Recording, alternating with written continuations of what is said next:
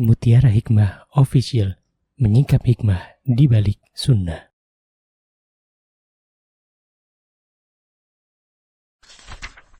Salurkan donasi terbaik Anda untuk mendukung dakwah Mutiara Hikmah Official.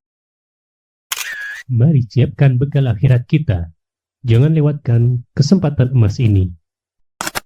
Ayo kita berkontribusi dalam program pembangunan Masjid Mutiara Hikmah yang dibina langsung oleh Ustadz Hanan Yasir MA dan Ustazah Imro'atul Azizah.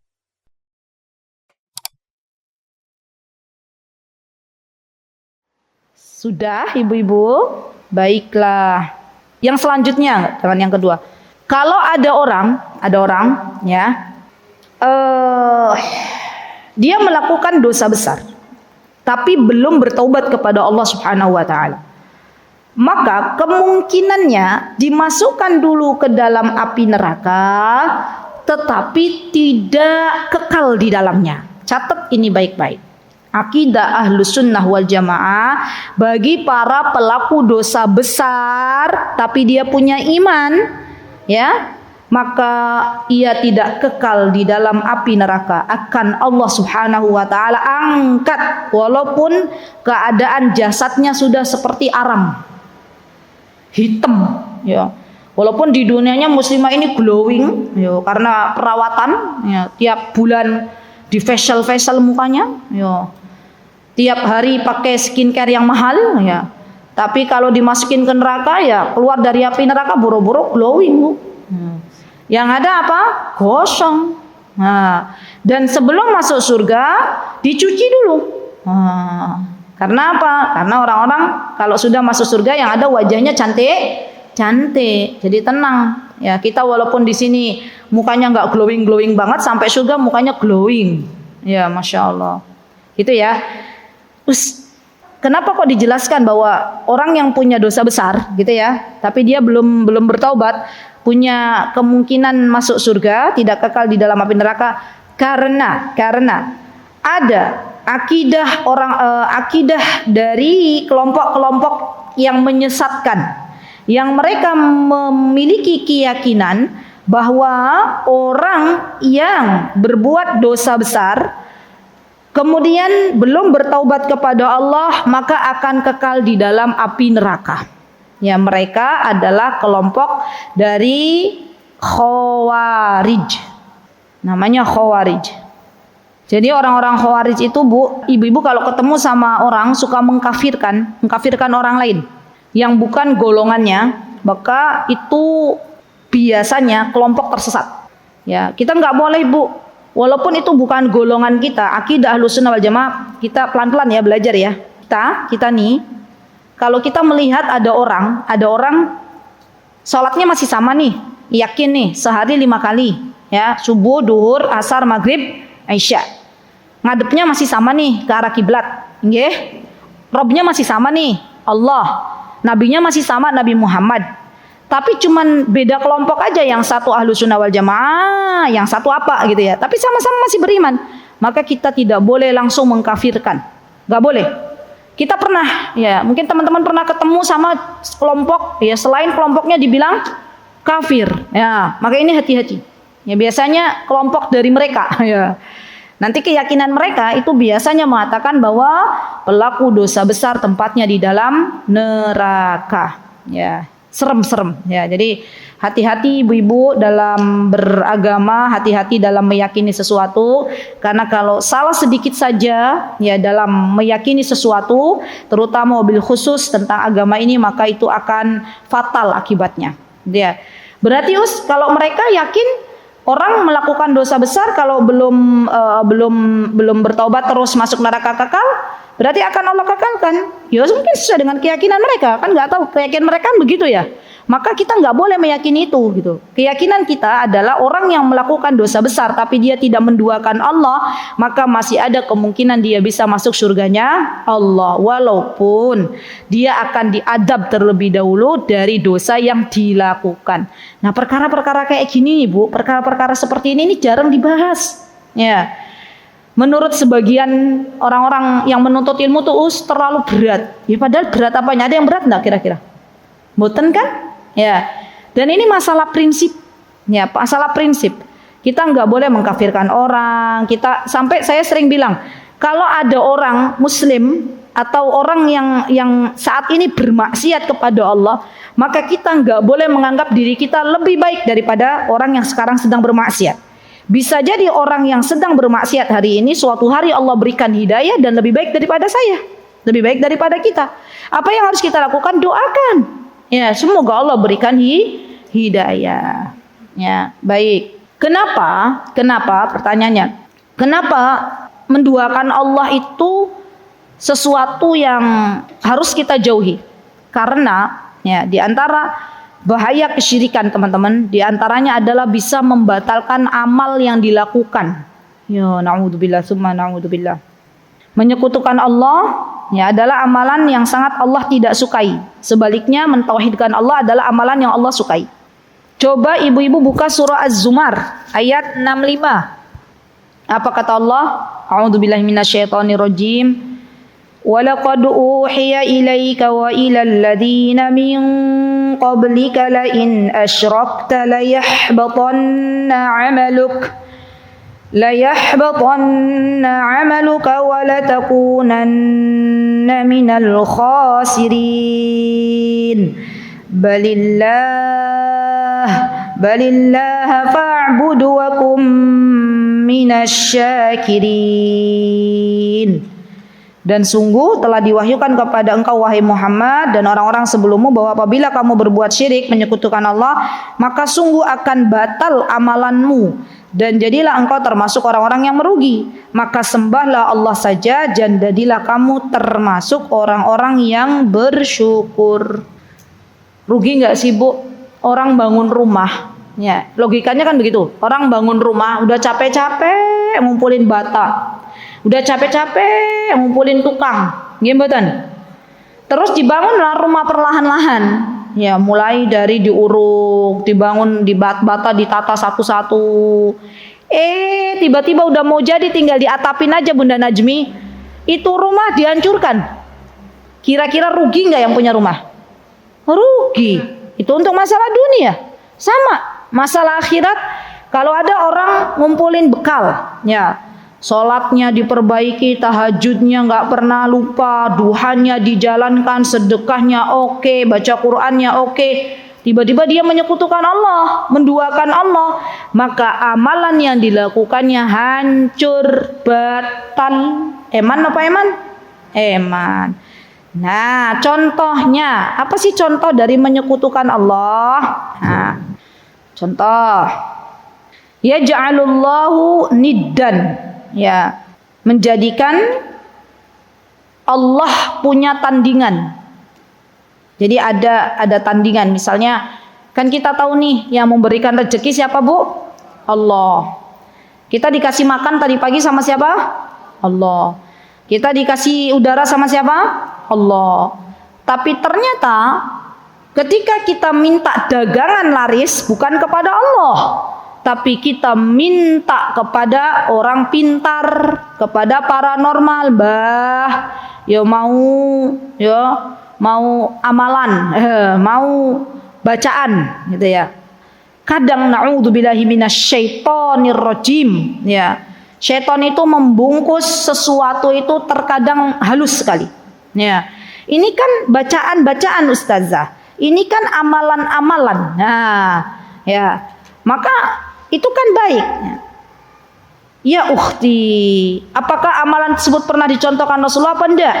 Kalau kita pergi ke paranormal waliyadzubillah, terus kita mengatakan daganganku lomba dilarisi, ya dilarisi. Biar laris kayak mana? Terus katanya simbahnya, niki lo yo, iki dipasang yo, nanti yo, di mana? Di tempat daganganmu, ya. Dikasihlah secari kertas, tulisannya mbuh orang ngerti, yo.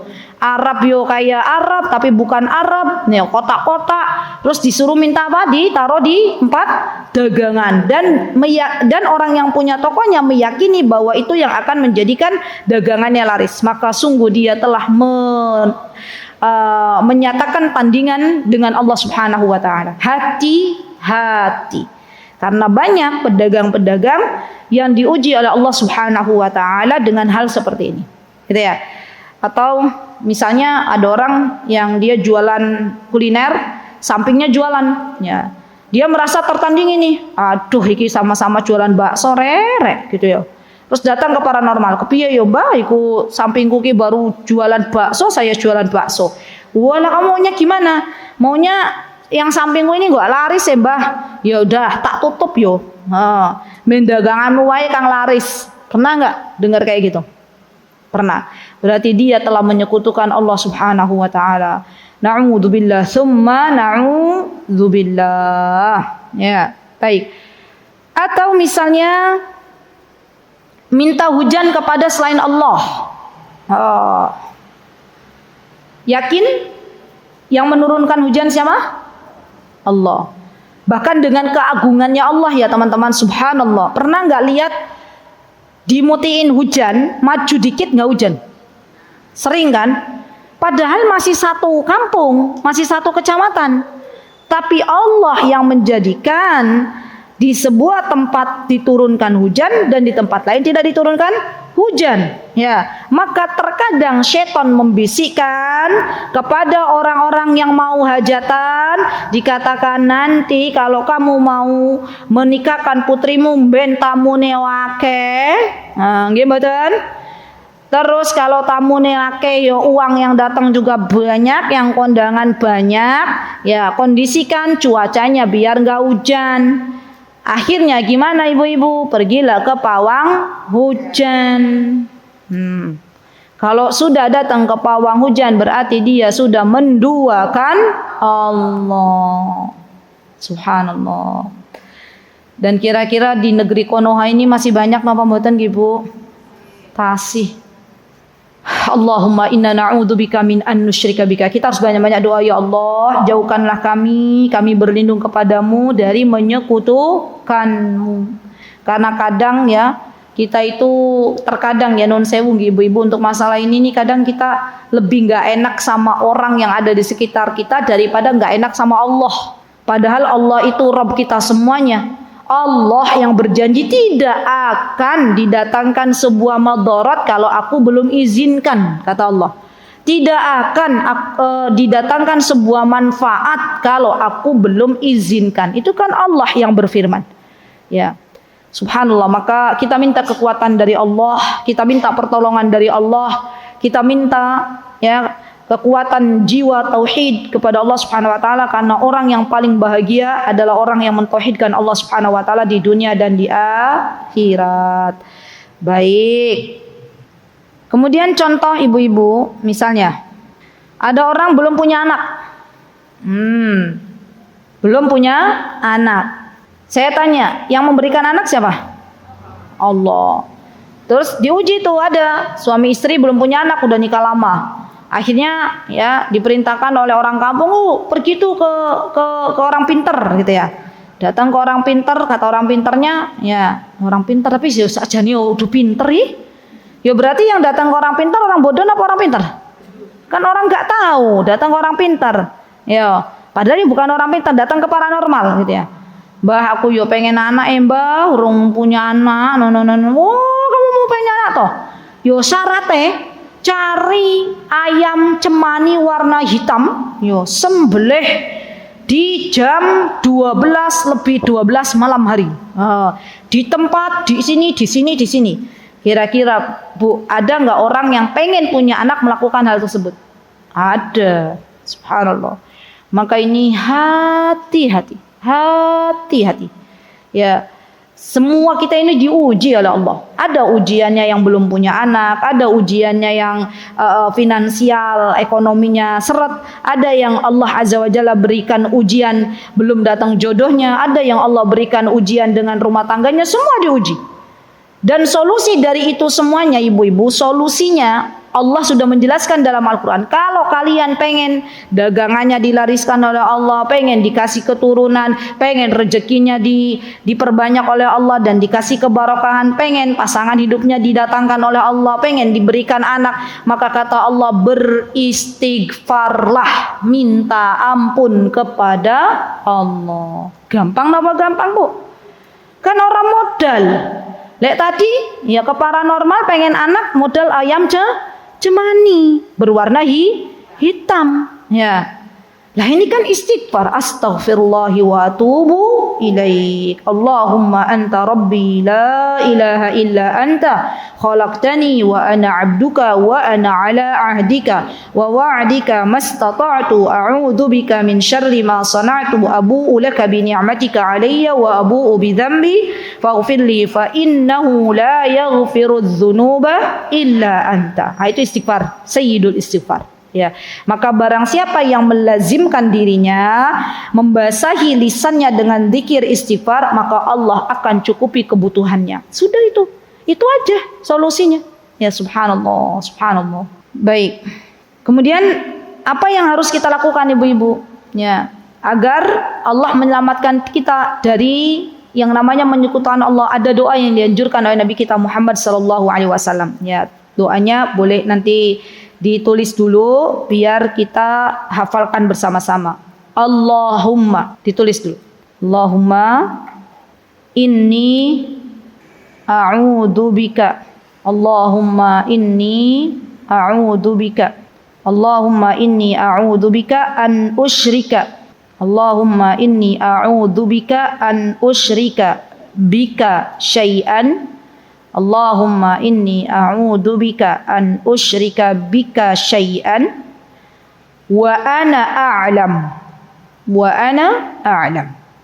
Allahumma inni a'udzubika an usyrika bika syai'an wa ana a'lam wa astaghfiruka lima la a'lam. Wa astaghfiruka lima la a'lam. Sudah? Apa artinya ya Allah? Aku berlindung kepadamu dari menyekutukanmu. Aku berlindung kepadamu dari menyekutukanmu dengan sesuatu yang aku ketahui. Aku berlindung kepadamu dari menyekutukanmu dengan sesuatu yang aku tahu. Aku tahu ya Allah, yang menurunkan hujan itu Engkau, tapi kok yo masih menyekutukan Allah. Aku tahu ya Allah, yang maha memberikan rezeki itu Engkau, tapi kok yo masih pergi ke paranormal. Nah itu tuh, berarti kan kita tahu. Ya Allah, aku berlindung kepadamu dari menyekutukanmu dengan sesuatu yang aku tahu, dan aku memohon ampun kepadamu atas apa yang tidak aku ketahui. Ya kadang orang menyekutukan Allah karena memang nggak tahu. Ya ikut-ikutan. Orang desa melakukan itu yowes, gitu kan ya. Ben panennya berhasil, yo. Maka kita harus bikin makanan untuk Dewi Sri. Zaman dulu inget nggak Bu? Pelajaran apa itu ya? Bahasa Indonesia. Hah? Iya ya. Jadi ada di ingatan saya namanya Dewi Sri. Padahal kita tahu yang memanenkan atau yang menghasilkan padi ya untuk para petani yang membuat panennya berhasil itu siapa? Allah. Ya. Yo doanya dibaca. Allahumma inni a'udzubika an usyrika bika wa ana a'lam wa astaghfiruka lima la a'lam. Masya Allah. Udah hafal ya doanya ya. Nah itu dibaca ibu-ibu, dibaca. Masya Allah. Dan orang-orang yang diselamatkan oleh Allah untuk tidak menyekutukan Allah, maka itulah orang-orang yang berbahagia. Sebaliknya, man laqiyallahu yusyriku bihi syai'an dakhalan nar. Barang siapa yang menyekutukan Allah, ya kemudian dia tidak menyembah kepada Allah, artinya dia punya sesembahan-sesembahan lain.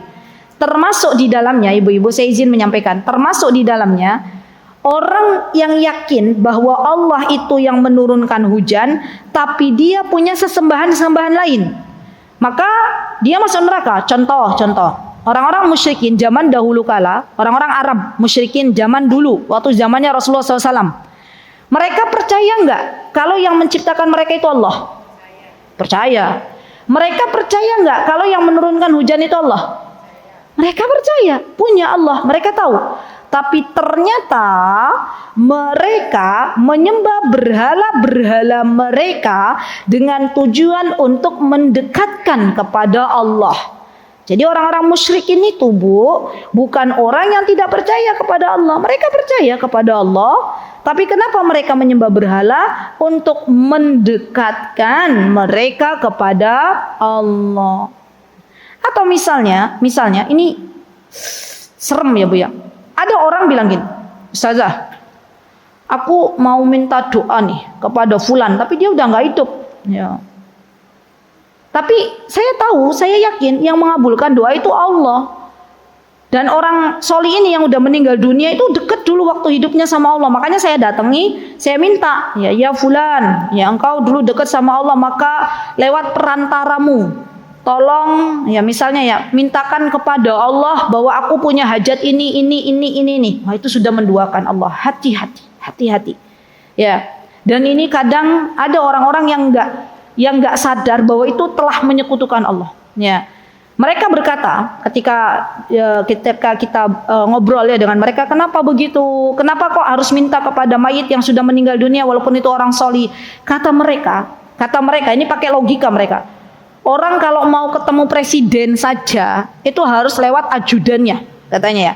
Tidak semua orang bisa ketemu Pak Prabowo langsung, harus lewat ajudan. Maka kita pun ketika mau meminta kepada Allah lewat perantara.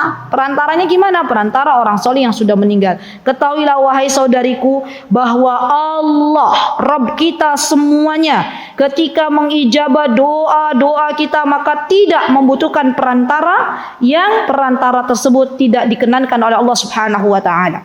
Ya, karena yang namanya wasilah perantara itu ada dua. Ada perantara yang syar'i yang dibolehkan, ada perantara yang tidak diperbolehkan.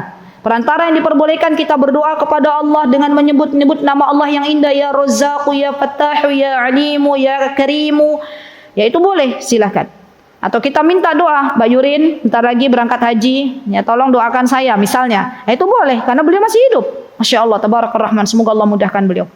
Atau misalnya kita beramal salih, ya, kemudian kita berkata kepada Allah, ya Allah, aku sudah beramal salih, engkau tahu, ya Allah, maka mudahkanlah untuk hariku hari ini, maka itu juga boleh. Tetapi kalau kita meminta kepada Allah dengan sesuatu, ya, kepada orang lain, bahwa orang lain itu sudah meninggal, maka itu tidak diperkenankan.